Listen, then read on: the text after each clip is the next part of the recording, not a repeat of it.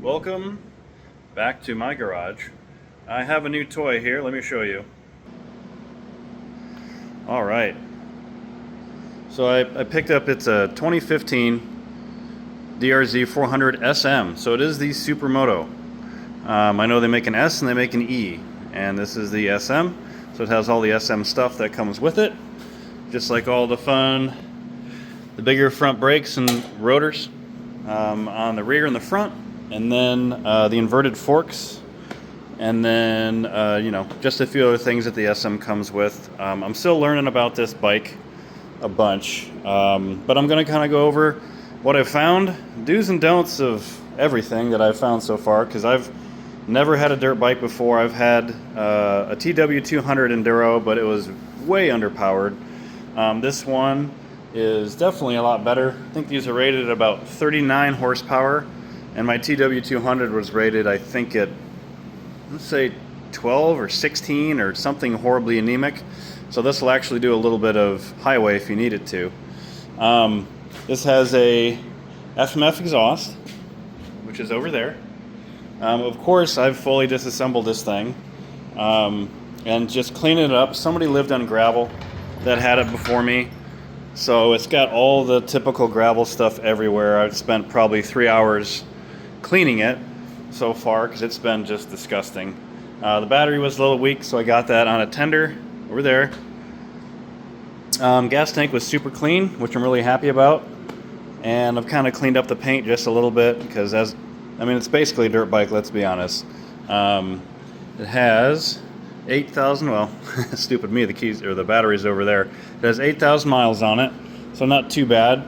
There are a few things that I'm going to want to pull apart and check out, and since it is a kind of a long travel suspension bike, I want to be doing a shock flush on it.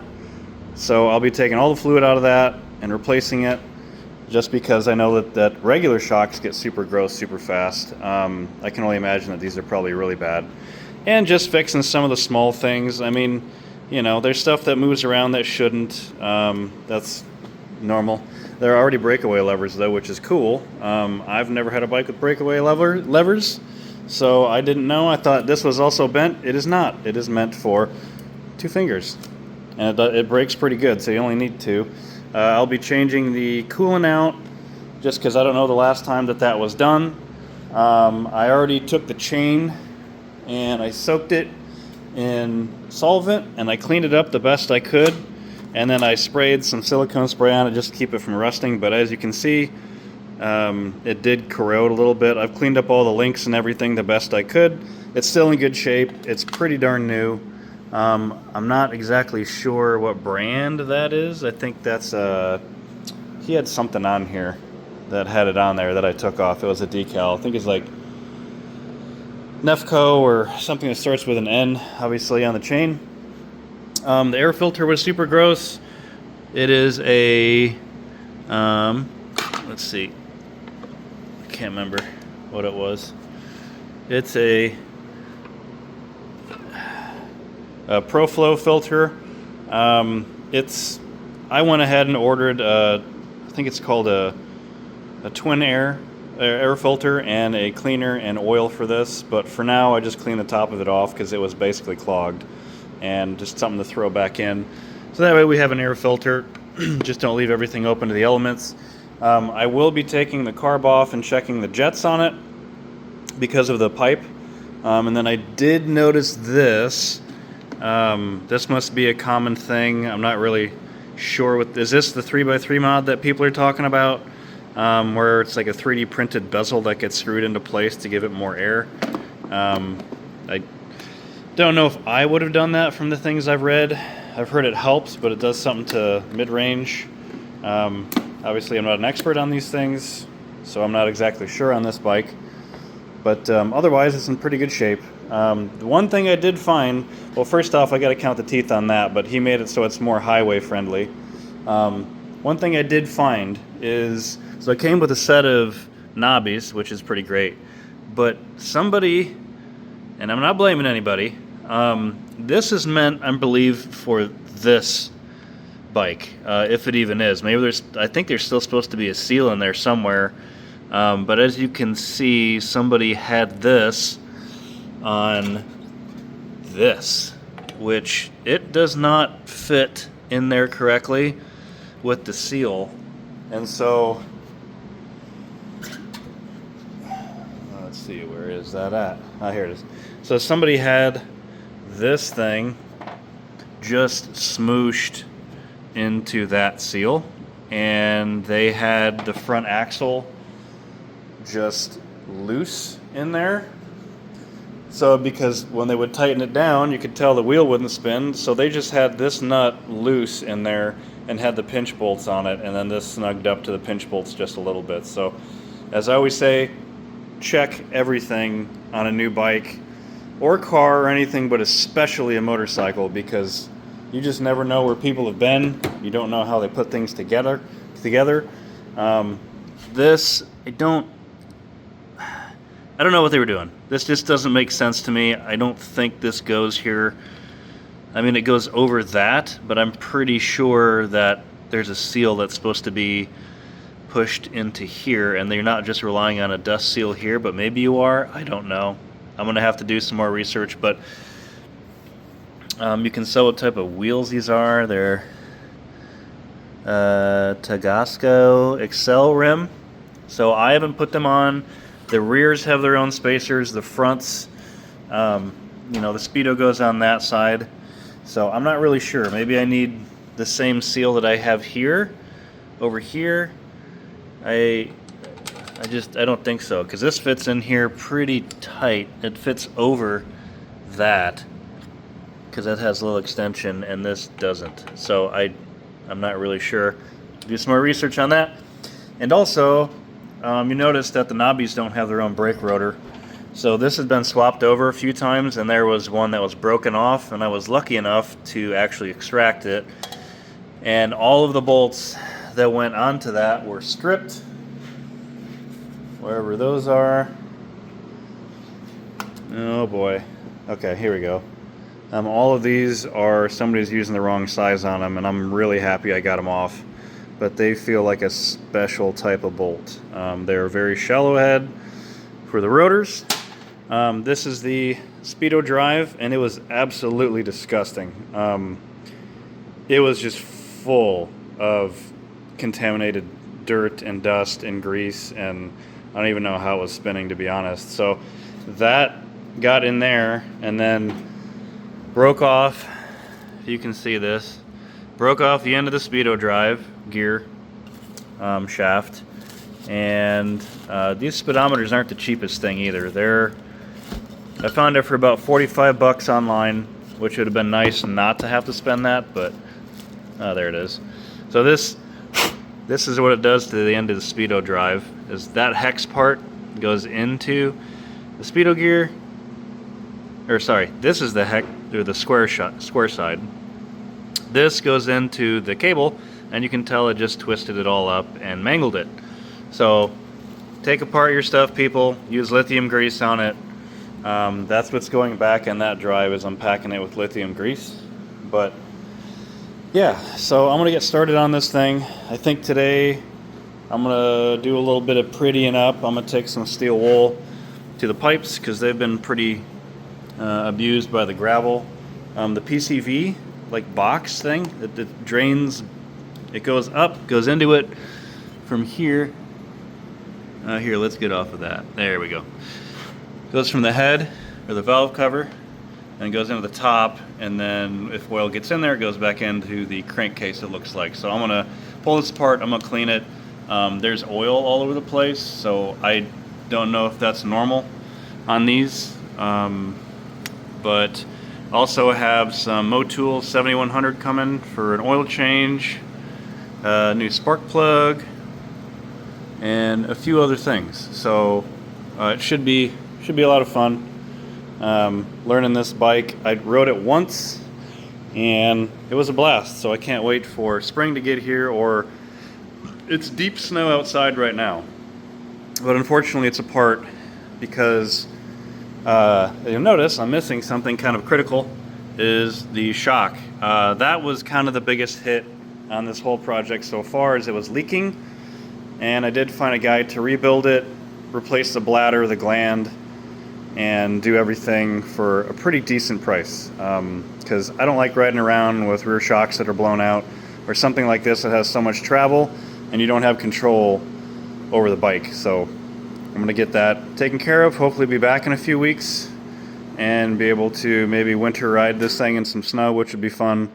See if I can get the knobbies to work, get some, maybe a seal on that front, see how that's supposed to work.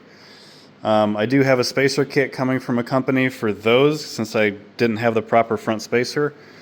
And then the front tire is just absolutely cashed. It was actually kind of scary riding around on this, because not only is this just completely bald, but where is it? Oh, there it is. So the DOT says built the 35th week of 2014. So they are very, very old, and that's super dangerous to be riding around on. And the guy that I bought it from lived on gravel, so he must be better than me, because I would have wiped that front end out a long time ago. Luckily, the rear tires are like basically brand new. Sweet Jesus. He must have just put these on, and these are the 21st week of 2024. So they're good. I'm gonna match this tire just because that's what it has on the back already. I'm not gonna buy a whole new set. Let me know if you guys know anything about the Dunlop Sport Max GPR with the 300 tread wear. I don't know anything about them. Big Bertha over there has Michelin's on it, so my Goldwing, not the snowblower, I don't ride that, although I will have to use that today. So yeah, I'll probably put this on a time lapse or something and just start doing some work on the bike.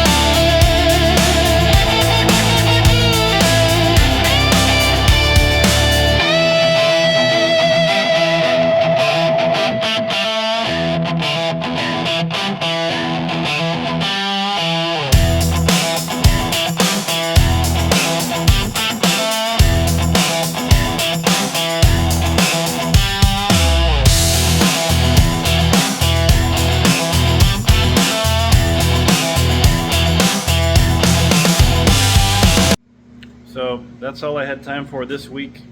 Let's go through. I did clean up the crankcase guy right here. That was freaking nasty, and I don't know if these come on here with this and somebody's had this off, because these were really, really loose. They weren't the right size, so I kind of crimped them down. Same thing with the top one, it was kind of loose. It was super nasty. It must be baffled though, because it took a while for everything to come out. Next I'll probably take out the coolant reservoir and clean that guy out before I do the coolant flush. Didn't have time to take the forks out. I also do not have 5-weight oil either. That's what they recommend that it takes, and I want to make sure we do it right. And then also we'll swap out all the brake fluid, just because that's a good idea. And I did clean up, probably saw me doing most of the video, cleaning up the wheels, which are freaking sweet. I love the gold and the white. All the spokes from being on the gravel were just caked, and they were a little corroded. You can see on the rotor side that they're not great. If you can see, that's dark colored. It's not coming off. I mean, I don't think these are stainless. I can't remember if they're maybe like a coated steel or something, but they definitely had corrosion on them. You can see that everywhere, and I could only do so much with them. And then I cleaned off this surface. The anodization really works great on this. I do have to figure out, I have a new seal coming for that one, but I do have to figure out this wheel, because I do want to put on the knobbies and go do some riding off-road, which would be pretty fun. So that's it. Everything's cleaned up for the most part. Don't know how I missed this before, but I did see that somebody has cracked this because the gear shift lever got jammed into it, and I think that JB welded it. And I mean, did a half decent job, but you can see that there's not much clearance here. And so I probably need to tweak this guy out a little bit in order to get it away from the case, because it's cracking the JB weld or whatever sealant they put on here. And I'll probably look for another side cover. I don't want to, but if I'm doing the oil change, I might as well at least look for that, because that's could be a problem. My luck, I mean, I'll keep it as a spare, because my luck, I'll put a new one on there and then I will crack it myself. So, and I did measure these. Front sprocket's a 44, and then on the street wheel front sprocket's a 15, and the rear sprocket's a 44. So somebody did put something for a little bit higher mile an hour, which is a good idea. I haven't counted the teeth on the knobby yet, but it is significantly bigger. Well, the knobby that's upstairs. I haven't brought that down yet. So we're whittling at it, waiting on parts. Might need a battery, but it put on a tender. Hopefully it brings it back to life a little bit. We'll see.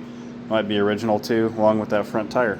I'll be sure to post more content when I do more. And also, this guy is, we've got some upgrades for it too. So this whole front end is gonna get chopped off right there. I have the box from Cordian sitting right over there with all the front tube work. So the whole front end of the wagon is going to be come off and reconfigured, and I'll videotape that too. Have a fantastic rest of the week.